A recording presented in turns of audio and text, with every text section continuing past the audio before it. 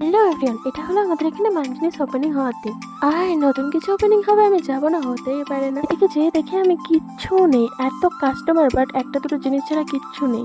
আর এইদিকে মানজিনিসের ঘরটা এত ছোট করেছে না, এর মধ্যে ধাক্কা ধাক্কি একদম বিচ্ছিরি অবস্থা। পরে এখানে মানজিনিসের গায়ে ঢুকে যায়, ঢুকে যাওয়ার পরে আমি খাবারের নাম কি খেতে কেমন না জেনে কোনো রকমে কিনে নিয়ে বেরিয়ে চলে আসি। তো জয়পুরে এসেছি, একটু দেখা দেখা দেখা, এই এত যুদ্ধ করে কিনে নিয়ে আসলাম। এই যে আগে একটা কেক এনেছি, দেখো বাজার পুরো খালি হয়ে গেছে এই মানজিনিসের চপ করে। নামটা ভুল বললাম না, ঠিক হলো কে জানে।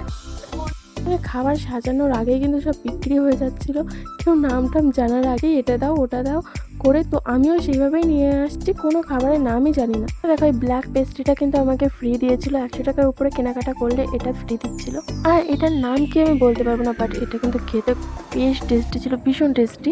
এটার দাম 60 টাকা নিয়েছিল। এটাই প্যাটিস, চিকেন প্যাটিস দিয়েছিল না ভেজ প্যাটিস দিয়েছিল আমি বুঝতেই পারছিলাম না, কিন্তু এটা খেতে একদম বেকার ছিল, বাজে। আর এই প্যাটিসটা হয়তো 25 টাকা দাম নিয়েছিল। আমি যার প্রথমে ছিল বলেই কিনে নিয়েছিলাম, এটা 60 টাকা নিয়েছে, এর মধ্যে 6টা আছে। এদিকে দেখো এটা যেহেতু লিকুইড ছিল একদম পড়ে বাজে অবস্থা হয়ে গেছে, এত টেস্টি খাবারটা। তো গাইস আমি খেতে থাকি, আর ভিডিওটা এই পর্যন্ত, আবার নেক্সট ভিডিওতে দেখা হবে, বাই।